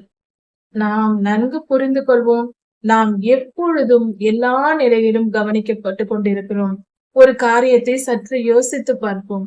பொதுவாக கிராமப்புறங்களில் இருக்கிற படிக்காத பாமரர்களிலிருந்து படித்தவர்கள் வரைக்கும், பெரிய ஞானிகளாயிருந்தாலும் ஒரே ஒரு காரியத்தை சொல்வார்கள். சகஜமாக பேசும்போது ஒரு வார்த்தை சொல்வார்கள். என்னவென்றால், நல்லவர்களை பார்த்தால் சொல்வார்கள், இவன் மிகவும் நல்லவன், இவன் எதிர்காலம் நன்றாக இருக்கும் பார், இவன் நற்கிரியைகளை செய்கிறான், அவன் நன்றாக இருப்பான், அவனை கர்த்தர் ஆசீர்வதிப்பார் என்று சொல்லுவார்கள். ஒருவன் அதிகமாய் பிறருக்கு துன்பத்தை கொடுத்து கொண்டிருந்தால் சொல்லுவார்கள் பொதுவாக, இவன் செய்கிற அக்கிரமத்திற்கு இவனுக்கு பார் என்ன பாடுபட போகிறான், இவனுக்கு எவ்வளவு பெரிய துன்பம் வரப்போகிறது பார் என்று சொல்வார்கள். இது எல்லோரும் மனிதர்களில் எல்லோரும் சொல்லக்கூடிய காரியம். யோசித்து பார்ப்போம். ஒரு மனிதன் நன்மையையே செய்து கொண்டிருந்தால் அவனுக்கு நல்ல ஆசீர்வாதம் வருமா? ஒருவன் தீமையே செய்து கொண்டு பிறரை துன்புறுத்தி கொண்டிருந்தால் அவனுக்கு தண்டனை வருமா? யார் இதை கொடுப்பார்? யார் இதை கொடுக்க போகிறார்கள்? அப்படி என்றால் கொடுக்க போகிறவர்களுக்கு பூமியிலே மனிதர்கள் செய்கிற நன்மை தீமை எப்படி தெரியும்? பார்த்தால்தான் தெரியும். பூமியில் ஒரு மனிதன் ஒவ்வொரு நிமிடமும் கவனிக்கப்பட்டால்தான் அவன் என்ன பாவம் செய்கிறான். ஒருவேளை வீட்டிற்கு வெளியே போய் அவன் செய்கிறான் என்றால், வீட்டிற்குள் பாவம் செய்தால் வீட்டிற்கு வெளியே நல்லவனாக இருப்பான். வீட்டிற்குள் வந்து தீங்கு செய்தால் அப்பொழுது வீட்டில் இருக்கும் போதும் அவனை பார்க்க வேண்டும், அவன் தூங்கும் போதும் அவனை கவனிக்க வேண்டும், இரவிலும் அவனை கவனிக்க வேண்டும். அப்படி என்றால் எங்கிருந்தாலும் எப்பொழுதும் எல்லா நேரத்திலும் எல்லா சூழ்நிலைகளையும் ஒருவனை கவனித்தால்தான் அவன் செய்வது என்ன செய்கிறான், அவன் எப்பொழுது பாவம் செய்கிறான், எப்பொழுது பொய் பேசுகிறான், எப்பொழுது பிறரை ஏமாற்றுகிறான், எப்பொழுது நற்கிரியைகளை செய்கிறான் என்று கண்டுபிடிக்க முடியும். அப்படி என்றால் கர்த்தர் நமக்கு நீதிபரர் என்று நமக்கு தெரியும், அவர்தான் தெய்வம் என்று தெரியும். அப்படி இருக்க அவர் நம்மை முழுமையாய் கவனித்தால் தானே நாம் செய்யும் அக்கிரமங்களும் நியாயங்களும் நீதியும் அநீதியும் அவருக்கு புரியும். அதை பார்த்துதானே அவர் நமக்கு பலன் தர முடியும். வெளிப்படுத்தல் 22ஆம் அதிகாரம் 12ஆம் வசனத்தில் கொடுக்கப்பட்டிருக்கிறதே, அவனவனுக்கு நான் அளிக்கும் பலன் என்னோடு கூட வருகிறது என்று. அப்படி என்றால் அவனவன் செய்கிற பாவத்தை அவர் அறிந்து வைத்திருக்கிறார். அவனவன் செய்கிற புண்ணியத்தையும் பரிசுத்தமான காரியங்களையும் நற்காரியங்களையும் கர்த்தர் அறிந்து வைத்திருக்கிறார். இப்படி சகலத்தையும் கர்த்தர் அறிந்து வைத்திருப்பதினால், எல்லாவற்றையும் கவனிப்பதினால் தான் நமக்கு நீதியாய் அவரால் நியாயம் தீர்க்க முடிகிறது. நீதியாய் அவர் நமக்கு நியாயம் தீர்க்கிறார் என்றால், நியாய தீர்ப்பு நாள் என்று ஒன்று இருக்கிறது என்று விசுவாசிப்போம். ஆனால் நாம் இப்பொழுது கவனிக்கப்பட்டு கொண்டிருக்கிறோம் என்பதையும் விசுவாசிக்க வேண்டும். அவர் நம்மை கவனித்துக் கொண்டிருக்கிறார். எப்பொழுதும் எல்லா நேரத்திலும் எல்லா சூழ்நிலைகளிலேயும் கர்த்தர் கவனித்துக் கொண்டிருக்கிறார். அவருடைய கண்களுக்கு மறைவானது ஒன்றும் இல்லை. அதனால்தான் நாம் எப்பொழுதும் கர்த்தருக்கு பயந்திருக்க வேண்டும். அப்படி நாம் கர்த்தருக்கு பயந்திருக்கும் பொழுது நாம் பாவம் செய்ய மாட்டோம். அதனால் பரிசுத்தமான வாழ்க்கை உண்டாகும். இதைதான் கர்த்தர் நமக்கு சொல்லுகிறார். பயம், எப்பொழுதும் கர்த்தருக்கு பயந்திருக்கிற பயம் வேண்டும். ஆராதனையின் போதோ ஒரு சில நேரங்களில் மட்டுமோ சில முக்கியமான காரியங்களில் மட்டுமோ அல்ல, எப்பொழுதும் கர்த்தருக்கு பயந்திருக்க வேண்டும். எல்லா நேரத்திலும் எல்லா நாட்களிலும் எல்லா சந்தர்ப்ப சூழ்நிலைகளிலேயும் எல்லோர் மத்தியிலும் இந்த உலகத்தில் இருக்கிற ஒவ்வொரு மனிதனும் கவனிக்கப்பட்டு கொண்டிருக்கிறான்.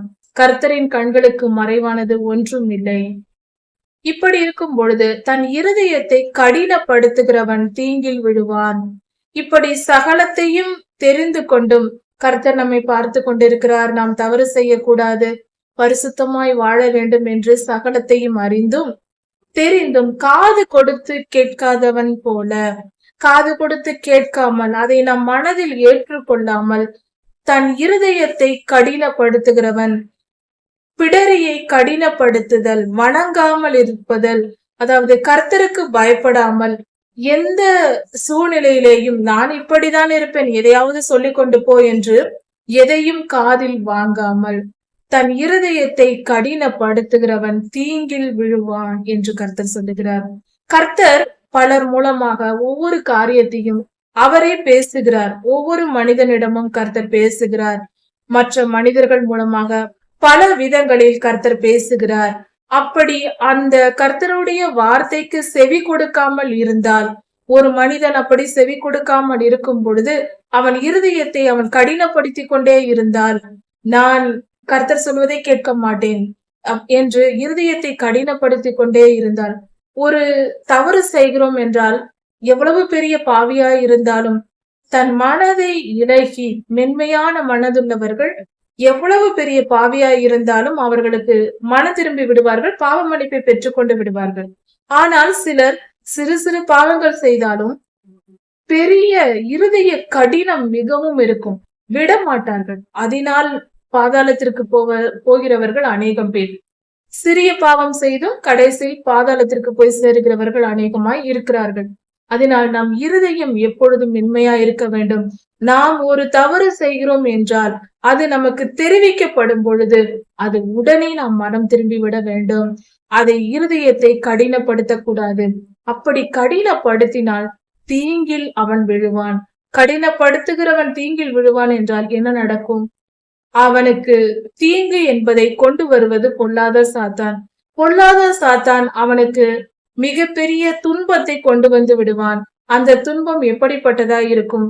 சாத்தான் மனிதனுக்கு கொடுக்கும் துன்பங்கள் 3 விதமானவை. ஒன்று பஞ்சம், பற்றாக்குறைகளையும் பஞ்சத்தையும் கொடுப்பான்.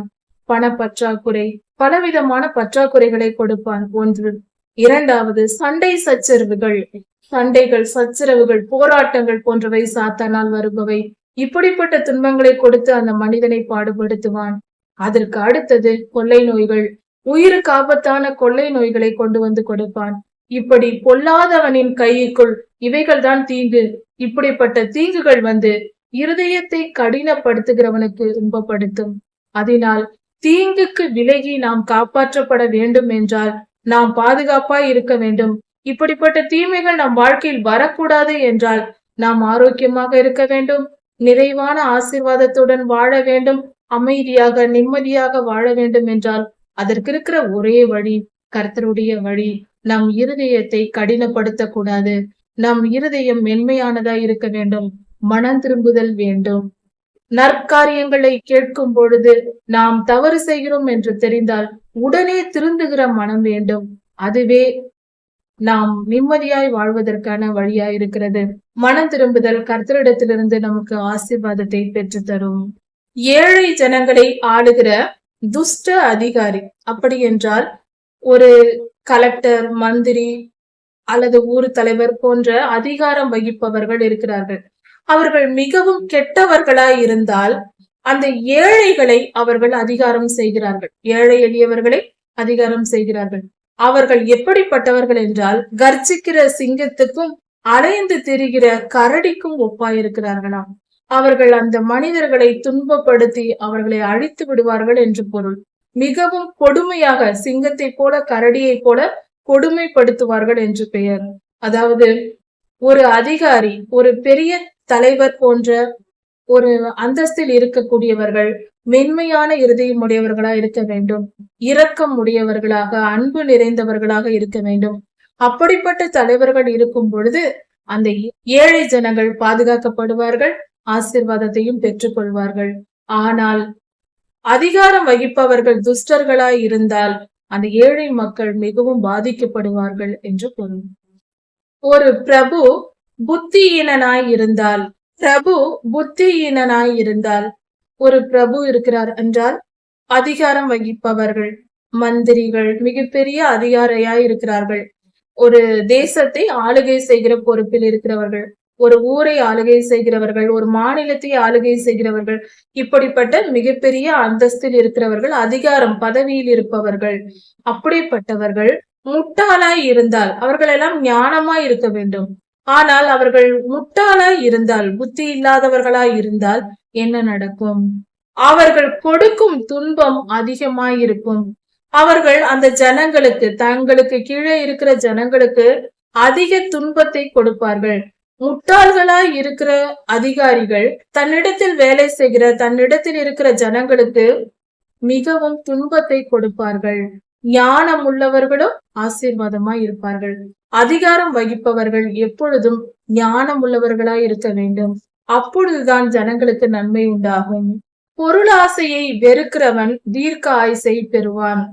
பண ஆசை இல்லாமல் இருப்பவன் நீண்ட ஆயுளோடு இருப்பான்.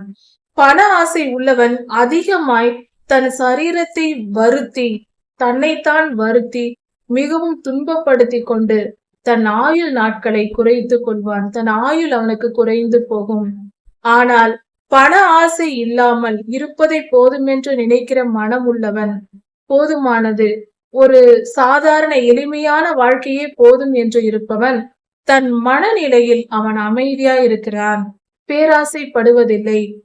அந்த ஒரு நிம்மதியும் சமாதானத்தையும் விரும்புகிறவனாய் இருப்பதினால் அவன் தீர்க்க ஆயுசாய் இருப்பான், நீண்ட ஆயுள் அவனுக்கு இருக்கும். பண ஆசை எடுத்துக்கொண்டு பணம் பணம் என்று பணத்தாசை பிடித்து அடைந்தால் அவனுடைய நாட்கள் குறுகி போகும், ஆயுள் குறுகி போகும் என்று வேதம் சொல்லுகிறது. ஒருவன் ஒரு கொலை செய்துவிட்டு இரத்த பழியை சுமந்து கொண்டு, இரத்தம் சிந்துகிற ஒரு பாவம், ஒரு கொலை செய்வது அல்லது பிறரை வெட்டுவது போன்ற இரத்தம் சிந்துகிற பாவம் இது விட்டு நம்மிடத்தில் ஓடி வந்து ஒளிந்து கொள்ள வந்தால், தன்னை காப்பாற்றும்படி தன்னை ஒளித்துக் கொள்ள வந்தால், அப்படிப்பட்டவர்களுக்கு நாம் இடம் கொடுக்க கூடாது, அது பாவம் என்று கர்த்தர் சொல்லுகிறார். அப்படிப்பட்டவர்களை நாம் ஆதரிக்க கூடாது, அவர்களுக்கு உதவி செய்யக்கூடாது, அவர்களுக்கு தேவையான எந்த உதவியும் நாம் செய்யக்கூடாது, அவர்களை நாம் சேர்த்து கொள்ளக்கூடாது. அவர்கள் பாவம் செய்திருக்கிறார்கள், அவர்கள் மேல் சாபம் இருக்கிறது, அப்படிப்பட்டவர்களை நாம் சேர்த்து கொண்டால் அது நமக்கும் சாபத்தை கொண்டு வரும், அதை செய்யக்கூடாது என்று வேதம் நமக்கு போதிக்கிறது. அதாவது இன்றைய காலத்திற்கு சொல்ல வேண்டும் என்றால், ஒரு கைதி, சிறை கைதியா இருக்கலாம், தேடப்படுகிற ஒரு குற்றவாளியா இருக்கலாம், அரசாங்கத்தால் தேடப்படுகிற ஒரு குற்றவாளியா இருக்கலாம். அப்படிப்பட்டவர்களுக்கு நாம் ஆதரவு கொடுத்து நாம் பாதுகாப்பு கொடுக்க கூடாது, அப்படி செய்தால் நமக்கும் துன்பம் வரும். இதுவே இதன் பொருள். உத்தமனாய் நடக்கிறவன் ரட்சிக்கப்படுவான். ஒரு மனிதன் உத்தமமாய் நடந்தால், உண்மையாய் கர்த்தருக்கு பயந்து உத்தமமாய் நடக்கும் போது அவன் பாதுகாப்பை பெறுவான். கர்த்தர் அவனை பாதுகாப்பார், எல்லாவித காவலோடும் அவனை காத்துக் கொள்வார், அவனுக்கு தீங்கு நேரிடாது. மாறுபாடான இரு வழிகளில் நடக்கிறவனோ ஒன்றில் அவன் விழுவான். மாறுபாடாய் நடப்பது என்றால் ஒரு நிரந்தரமான நிலைத்திராமல், நீதியிலும் நியாயத்திலும் கர்த்தருடைய வழிகளிலும் நிலைத்திராமல் இப்படியும் அப்படியுமாக ஊசலாடுவது போல மாறுபாடான வழிகளில் நடப்பது. அதாவது நேரத்திற்கு ஏற்றபடி, சந்தர்ப்ப சூழ்நிலைகளுக்கு ஏற்றபடி பேசுவது, நடந்து கொள்வது போன்ற காரியங்களை செய்தால் அதுதான் மாறுபாடான வழி. வஞ்சக எண்ணம், தீய எண்ணத்தை மனதில் வைத்து வெளியில் நல்லவர்கள் போல நடிப்பது, நல்ல வார்த்தைகளை பேசுவது, இப்படி ஏமாற்றிக் கொண்டு தெரிந்தால் அப்படிப்பட்டவர்களுக்கு கர்த்தருடைய பாதுகாப்பு கிடைக்காது. அவர்கள் செய்யும் தீமையிலே அவர்கள் விழுவார்கள். அவர்களுடைய கைகளே அவர்களை தண்டிக்கும். அவர்கள் வழிகள் அவர்களுக்கே ஆபத்தாய் போய் முடியும். பிறருக்கு தீமை செய்து கொண்டிருப்பார்கள், அதே வழியில் அவர்களுக்கு ஆபத்து வரும். தன் நிலத்தை பயிரிடுகிறவன் ஆகாரத்தால் திருப்தி அடைவான். ஒருவன் தனக்கு இருக்கிற நிலத்தில் விவசாயம் செய்து அதை பலன் எடுக்கும் பொழுது அவன் திருப்தியாய், அவன் சாப்பிடுவதற்கு தேவையான ஆகாரத்தை கர்த்தர் கொடுப்பார், அவனை ஆசீர்வதிப்பார், அவனுக்கு அவனுடைய உழைப்புக்கேற்ற பலன் அதில் கிடைக்கும். விவசாயம் செய்வது சிறந்தது, நல்லது என்று கர்த்தர் சொல்லுகிறார். அப்படி நிலத்தில் பயிர் செய்கிறவன் அதன் ஆகாரத்தால் திருப்தி அடைவான். வீணரை பின்பற்றுகிறவனோ வறுமையால் நிறைந்திருப்பான். வறுமை அவனுக்கு வரும், பணம் இருக்காது. அதாவது உழைக்கும் நேரத்தில், உழைப்பு செய்யும் நேரத்தில், உழைத்து வேலை, அது வயல் வேலையா இருக்கலாம், வேலைக்கு செல்வதா இருக்கலாம், எப்படிப்பட்ட ஒரு தொழில் செய்யலாம், ஒரு வியாபாரம் செய்யலாம், எதுவா இருந்தாலும் நாம் வேலை செய்யும் நேரத்தில் வேலை செய்யாமல் வீணரை பின்பற்றுவது என்றால் என்ன? அந்த காலத்தில் தீயவர்களோடு சேர்ந்து பொழுதை போக்குவது, அது மட்டும் சொல்லலாம். அதாவது தீய பழக்க வழக்கங்களுக்கு இடம் கொடுத்து வாழ்வது, அல்லது நேரத்தை வீணடிக்கும் விளையாட்டுகள் போன்ற காரியங்களில், அதாவது சீட்டாட்டம் போன்ற சூதாட்டங்களில் ஈடுபட்டு பொழுதை கழிக்கிறது, இப்படிப்பட்ட செயல்களை செய்கிறவர்கள் வீணர்கள். இப்படிப்பட்ட செயல்களை செய்கிறவர்களோடு போனால் அவர்கள் வறுமைதான் வரும். இப்படிப்பட்ட சூதாட்டம் போன்ற காரியங்களில் ஈடுபட்டு நேரத்தை வீணடிக்க கூடாது என்று பொருள். ஆனால் இந்த காலத்தில் அது மட்டுமல்ல, இன்னும் அதிகமாய் வீணர்கள் பெருகி இருக்கிறார்கள். எப்படி என்றால், மனிதர்கள் மட்டுமல்ல, இன்று இருக்கிற எலக்ட்ரானிக் பொருள்களும் வீணராக இருக்கிறது. அதாவது லேப்டாப், செல்போன் போன்ற காரியங்கள் தீய விஷயங்களை எல்லாம் நற்கிரியைகளும் வருகிறது, தீமையும் வருகிறது. தீய காரியங்களுக்கு இந்த பொருள்களை பயன்படுத்தி நேரத்தை வீணாக்க கூடாது. அப்படி என்றால் தீமை செய்ய நேரத்தை வீணாக்காமல் நம்முடைய வயல்நிலத்தில் போய் வேலை செய்தால் நமக்கு திருப்தியான ஆகாரம் உண்டாகும், பண பற்றாக்குறை இருக்காது, உழைத்து உண்மையாய் நேர்மையாய் வாழ வேண்டும் என்று கர்த்தர் நமக்கு சொல்லித் தருகிறார். உழைக்கும் நேரத்தில் நேரத்தை வீணாக்கி வீணரோடு சேர்ந்திருக்காதே. அதாவது இன்று வீடியோ கேம்ஸ் பல வருகிறது, செல்போனில் வீடியோ கேம்ஸ் விளையாடுவது, சீட்டாட்டம் விளையாடுவது, பலவிதமான பொழுதுபோக்கு காரியங்கள் வருகிறது. அதையெல்லாம் செய்து கொண்டு நேரத்தை வீணடிக்க கூடாது. பிரயோஜனமான காரியத்திற்கு தான் லேப்டாப், செல்போன் போன்ற பொருட்களை பயன்படுத்த வேண்டும். நற்காரியங்களுக்கு மட்டுமே. வேலை செய்வதற்கு பயன்படுத்தலாம், கர்த்தருடைய ஊழியத்தை செய்ய பயன்படுத்தலாம், நல்ல விஷயங்களுக்காக பயன்படுத்தலாம். மற்றபடி தவறான காரியங்களுக்கு இந்த மாதிரியான பொருட்களை பயன்படுத்தி நம் நேரத்தை வீணாக்கி கொண்டிருக்க கூடாது. அப்படி செய்வதனால் நமக்கு வறுமைதான் வரும் என்று கர்த்தர் சொல்லுகிறார். உண்மையுள்ள மனிதன் பரிபூரணமான ஆசீர்வாதங்களை பெறுவான். உண்மையான மனிதன், உண்மையும் நேர்மையுமாய் எப்பொழுதும் இருக்கிற மனிதன் பரிபூரண ஆசீர்வாதங்களை பெறுவான். எல்லாவித ஆசீர்வாதங்களையும் கர்த்தர் அவனுக்கு கொடுப்பார். உண்மையுள்ளவர்களாய் நாம் இருக்க வேண்டும். உண்மையை பேசி உண்மையாய் நடந்து வாழ்க்கையிலும் உண்மை இருக்க வேண்டும். அதாவது பேசுவதில் மட்டும் உண்மை அல்ல, உண்மையை பேச வேண்டும். அது திருந்தினாலே எல்லாம் திருந்திவிடும். பொய்யாய் வாழ்வது என்றும் இருக்கிறது, அதற்கு பேர் நடிப்பு. அப்படி நடிக்கவும் கூடாது, பொய்யாய் நடிக்கவும் கூடாது, பொய்யை பேசவும் கூடாது. உண்மையை பேசி உண்மையாய் நடந்து கொண்டால் பரிபூரண ஆசீர்வாதங்களை பெற்றுக் கொள்ளலாம். அதிகம் உழைத்தால் தான் ஆசீர்வாதம் பெறலாம் என்று அல்ல. அதிகம் உழைத்து கொண்டே பொய் பேசி ஏமாற்றிக் கொண்டிருந்தால் எந்த ஆசீர்வாதமும் வராது, ஐஸ்வர்யமும் வராது. உண்மையும் நேர்மையுமாய் இருந்தால் நமக்கு ஆசீர்வாதங்கள் வரும். உண்மையாய் இருக்க வேண்டும், கர்த்தருக்கு பயந்து நடக்க வேண்டும், உண்மையை பேச வேண்டும், உண்மையாய் வாழ வேண்டும். நேர்மையாய் நீதியை பின்பற்றி நடக்கும் பொழுது சகல ஐஸ்வர்யமும் நமக்கு வரும், ஒரு குறைவும் வராது என்று வேதம் சொல்லுகிறது.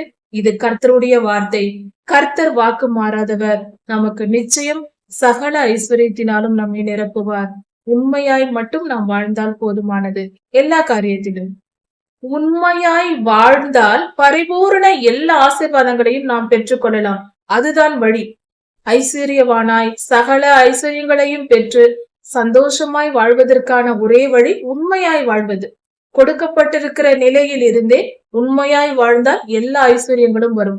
ஆனால் நான் பணக்காரனாக வேண்டும் என்பதற்காக அதை நினைத்து கொண்டு அதற்காக எல்லா நீதி நியாயம் எல்லாவற்றையும் விற்றுவிட்டு எதை வேண்டுமானாலும் செய்வேன், நான் பணக்காரனாய் இருந்தால் போதும் என்று வாழ்ந்தால் எந்த ஐஸ்வர்யமும் வராது, தீமைதான் வரும். எதை செய்தாலும் பரவாயில்லை, நான் பணக்காரனாக வேண்டும் என்று நினைத்து வாழ்கிறவர்கள் ஆக்கினைக்கு தப்பார்கள். கர்த்தருடைய நியாயத்தீர்ப்பு அவர்களுக்கு வரும். தப்பிக்கவே முடியாது என்று வேதம் சொல்லுகிறது. தப்பிக்க வழியே இல்லை.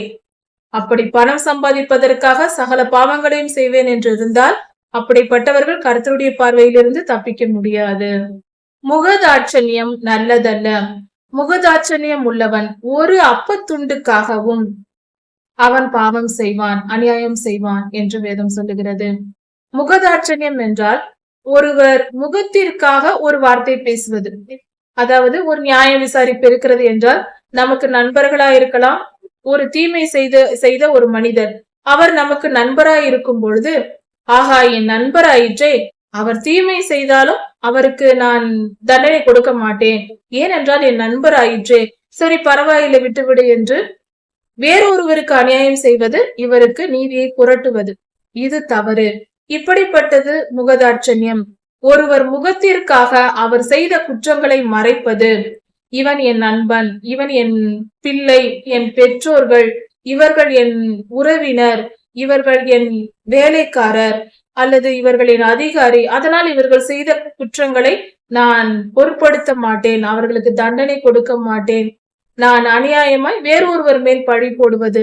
இது நீதிமன்றத்திலும் பலவித வழக்குகளிலும் இப்படியெல்லாம் நடப்பதுண்டு. அப்படி செய்வது பாவம் என்று கர்த்தர் சொல்லுகிறார். முகத்திற்காக நமக்கு தேவைப்பட்டவர்கள் என்பதற்காக ஒருவர் செய்த குற்றத்தை மறைத்து அவர்களுக்கு சாதகமாக காரியங்களை செய்வது. சிலர் நன்மை செய்திருந்தாலும் அவர்களை நமக்கு பிடிக்காது என்பதினால் அவர்களுக்கு தீமை செய்வது. இப்படிப்பட்ட காரியம் முகதாட்சணியம் என்று சொல்லப்படுகிறது. முகதாட்சணியம் பார்க்கிறவர்கள் ஒரு சிறிய அப்பத்துண்டுக்காகவும் ஒரே ஒரு சிறு துளி உணவுக்காகவும், அப்படிப்பட்ட குணம் உடையவர்கள் ஒரு சிறு துண்டு உணவுக்காகவும் அநியாயம் செய்வார்கள். அநியாயம் செய்வது அவர்களுக்கு மிகவும் சுலபமாக வரும். சின்ன விஷயத்திற்கு கூட செய்வார்கள். வஞ்சனையுள்ள கண்கள் உடையவன் வன்கண்ணன் என்றார். கெட்ட எண்ணங்கள் மனதில் உடையவன், அதாவது உள்ளொன்று வைத்து புறமொன்று பேசுகிறவர்கள், உள்ளே பகையை வைத்து மறைத்து கொண்டு வெளியே உண்மையாய் பேசுவது போல அன்பாய் இருப்பது போல நடித்து கொண்டிருப்பவர்கள் இருக்கிறார்கள் அல்லவா? அப்படிப்பட்ட மனிதர்கள் செல்வன் ஆகிறதற்கு பதறுகிறார்கள். பெரிய பணக்காரன் ஆக வேண்டும் என்று மிகவும் பிரயாசப்படுவார்களாம், பதட்டப்படுவார்களாம். ஆனால் தரித்திரம் வருகிறது என்று அவர்களுக்கு தெரியாதாம். அவர்கள் தீய எண்ணம் உடையவர்கள் எவ்வளவுதான் பணக்காரனாக வேண்டும் என்று முயற்சி செய்தாலும் அவர்களுக்கு அது நடக்காது. வறுமைதான் அவர்களுக்கு வரும் என்று கர்த்தர் சொல்லுகிறார். தன் நாவினால் முகஸ்துதி பேசுகிறவனை பார்க்க கடிந்து கொள்ளுகிறவன் முடிவில் அங்கீகாரம் பெறுவான். அதாவது முகஸ்துதி பேசுவது என்றால் ஒருவரை நமக்கு பிடிக்கவில்லை என்றாலும் அவர்கள் முகத்திற்கு முன்பாக அன்பாக நடந்து கொள்வது, அன்பாக பேசுவது போல. அவர்களை நமக்கு பிடிக்காது, அவர்களிடத்தில் பேச நமக்கு விருப்பமில்லை என்றாலும் நாம் அவர்கள் முன்பாக மட்டும் நடிப்பது முகஸ்துதி பேசுவது. அப்படி பேசுகிறவர்களை விட கடிந்து கொள்ளுகிறவர்கள் முடிவில் அங்கீகாரம் பெறுவார்கள். முகஸ்துதி பேசக்கூடாது. யாருக்காகவும் அவர்கள் இருக்கிறார்களே என்பதற்காக அவர்கள் முகத்திற்கு முன்பாக நல்லவர் போல பேசுவது செய்வது இருக்கக்கூடாது. உண்மையாய் நடக்க வேண்டும். கோபமாக இருந்தாலும் வருத்தமாக இருந்தாலும் சந்தோஷமாய் இருந்தாலும் உண்மையை பேச வேண்டும். உள்ளத்தில் உள்ளதை நம் முகம் வெளியே காட்ட வேண்டும். அதுதான் சிறந்தது. உண்மை தன்மை எல்லாவற்றிலும் வேண்டும். பேச்சிலும் நம் குணத்திலும் வார்த்தையிலும் செயலிலும் எல்லாவற்றிலும் இருக்க வேண்டும் என்பதே கர்த்தருடைய சித்தமாய் இருக்கிறது. அதைதான் வேதம் போதிக்கிறது. முகஸ்துதி பேசுகிறவர்களை விட கடிந்து கொள்ளுகிறவர்களே அங்கீகரிக்கப்படுவார்கள். ஒருவர் இன்னொருவரிடத்தில் முகத்திற்கு முன்பாக அன்பாக பேசிவிட்டு போகிறார்கள் என்றாலும் நாம் அவர்களை நீங்கள் செய்வது தவறு என்று கடிந்து கொண்டு கண்டித்து வந்தாலும் அந்த முகஸ்துதி பேசியவர்கள் முடிவில் அங்கீகாரம் பெற மாட்டார்கள். கடிந்து கொள்ளுகிற நாம், உண்மையாய் நடக்கிற நாம் தான் அங்கீகாரம் பெறுவோம். உண்மை மிகவும் வலியது, நீதி மிகவும் வலிமை உள்ளது. அது நிச்சயம் பலன் தரும். தன் தகப்பனையும் தாயையும் கொள்ளையிட்டு அவர்கள் பொருள்களை அபகரித்து கொண்டு அது பாவம் அல்ல, அது துரோகம் அல்ல என்று ஒருவன் சொன்னால் அவன் மனிதன் பால் கடிக்கிற மனிதனுக்கு தோழனாயிருக்கிறான். அதனால் அப்படிப்பட்ட பாவத்தை செய்யக்கூடாது. பெற்றோர்களை கொள்ளையடித்து அதை துரோகம் அல்ல என்று சொல்லக்கூடாது. அது மிகப்பெரிய துரோகம். அது கர்த்தருக்கு முன்பாக அக்கிரமமாய் இருக்கிறது. கர்த்தர் அவனை தண்டிக்காமல் விட மாட்டார். பெருநெஞ்சன் வழக்கை கொழுவுகிறான். பெருநெஞ்சு உள்ளவன், அப்படி என்றால் பெருமை பிடித்தவன், மனதில் பெருமை நிறைந்து எப்பொழுதும் பெருமை, கர்வம், திமிர், இப்படிப்பட்ட காரியங்களை, இப்படிப்பட்ட நினைவுகளில் இருக்கிற மனிதன் வழக்கை கொழுவுகிறான். எப்பொழுது எங்கு பிரச்சனைகளை உண்டு பண்ணலாம், எப்படி மன உளைச்சலை ஏற்படுத்தலாம் என்று அலைந்து திரிவானாம். நம்புகிறவனோ செழிப்பான். கர்த்தரை நம்பி நாம் பரிசுத்தமாய் வாழ்ந்தால், தாழ்மை உடையவர்களாக இருதயத்தில் தாழ்மையோடு நாம் வாழ்ந்தால் நிச்சயம் செழித்திருப்போம். நமக்கு ஒரு குறையும் வராது. கர்த்தரை நம்பி செழித்திருக்க வேண்டும். பெருமை பிடித்து கொண்டு வழக்கும் வாதும் சண்டையும் பிரச்சனைகளையும் போராட்டங்களையும் தூண்டிவிட்டு கொண்டு இருக்கக்கூடாது. அது பாவம். தன் இருதயத்தை நம்புகிறவன் மூடன். நம் மனதை நாம் நம்பக்கூடாது. மனம் எப்பொழுதும் எப்படியும் போகும். அதை நம்பி ஏமாந்து போகக்கூடாது. அப்படி என்றால் நான் நல்லவன், நான் நல்லவள் என்ற எண்ணம் நமக்குள் இருக்கக்கூடாது. நம் மனம் எப்பொழுதும் தவறு செய்வதற்கு ஏற்றதா இருக்கிறது. இந்த உலகத்தில் பாவம் இருக்கிறது. எப்பொழுதும் நம்முடைய மனம் பாவத்திற்கும் எந்தவித தீமைக்கும் அடிமையாவதற்கு வாய்ப்பு இருக்கிறது. அதனால் நம் மனதை நம்பி ஏமாந்து போக கூடாது. நான் நல்லவன், நான் பரிசுத்தவான், அதனால் நான் நிச்சயம் பரலோகம் போய்விடுவேன் என்று சொல்லிக் கொண்டிருக்க கூடாது. எப்பொழுதும் நம் இருதயத்தை நாம் நம்பாமல் கர்த்தரிடத்தில் பக்தியாய் இருக்க வேண்டும். கர்த்தாவே, என்னை பரிசுத்த வழியில் காப்பாற்றும், என் பரிசுத்தத்தை காத்தருளும், நான் எந்த பாவமும் செய்யாதபடிக்கு என்னை காத்துக் கொள்ளும் என்று தினந்தோறும், அதனால்தான் வேத வாசிப்பும் ஜெபமும் தினந்தோறும் அவசியமாய் இருக்கிறது. நம்மை நாமே நம்பி ஏமாந்து போக கூடாது. தினந்தோறும் ஜெபிக்கிறவர்களும் வேதம் வாசிப்பவர்களாலும் தான் நாம் பரிசுத்தமாய் வாழ முடியும். நம் மனதை நம்பி நாம் ஜெபிக்காமல் இருந்தால் நாம் பரிசுத்தமாய் இருக்க முடியாது. அதனால் நம் மனதை நாம் நம்பி ஏமாந்து போகாதபடிக்கு தினந்தோறும் ஜெபித்து வேதம் வாசித்து பரிசுத்த பாதையில் நடக்கும் பொழுது கர்த்தர் நம்மை வழி நடத்துவதினால் நாம் பரிசுத்தமாய் வாழ முடியும். கர்த்தருடைய ராஜ்யத்தில் பிரவேசிக்க முடியும். நீதியின் பலனை அனுபவித்துக் கொள்ளலாம், பெற்றுக்கொள்ள முடியும். ஞானமாய் நடக்கிறவனே ரட்சிக்கப்படுவான்.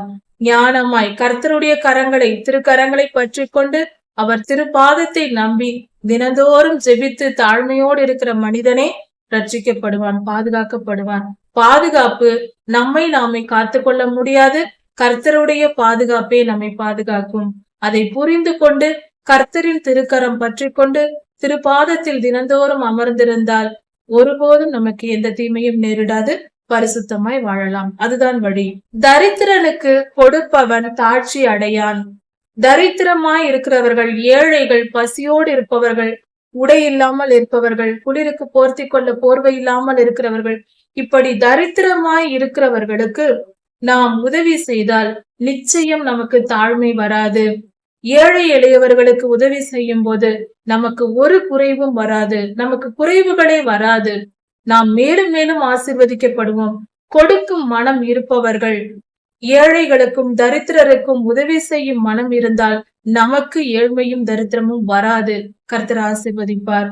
ஆனால் தரித்திரரையும் ஏழையும் பார்த்து உதவி செய்யாமல் இருந்தால் அநேக சாபங்கள் வரும் என்று கர்த்தர் சொல்லுகிறார். அநேக சாபங்கள் நம் தலையின் மேல் இருக்கும். அதனால் ஏழை எளியவர்களுக்கு எப்பொழுதும் உதவ வேண்டும். அதுவே நமக்கு வறுமை வராமல் காப்பாற்றும். துன்மார்க்கர் எழும்பும் போது மனிதர்கள் மறைந்து கொள்கிறார்கள். தீயவர்கள் எழும்பும் போது, கெட்டவர்கள் அதிகமாய் பெருகும் போது மற்ற மனிதர்கள் பாதிக்கப்படுவார்கள். ஏழை எளியவர்கள், நல்லோர்கள் ஒளிந்து கொள்ள வேண்டிய நிலை ஏற்படுகிறது. ஒளிந்து கொள்வார்கள். துன்மார்க்கர் அழியும் போதோ நீதிமான்கள் கெம்பீரிப்பார்கள். துன்மார்க்கர் அழியும் போது நீதிமான்கள் பெருகுவார்கள். அப்படி என்றால் துன்மார்க்கர் அழிவது நல்லது. நீதிமான்கள் அப்பொழுதுதான் வாழ்ந்திருக்க முடியும். அதை புரிந்து கொள்வோம். துன்மார்க்கருக்கு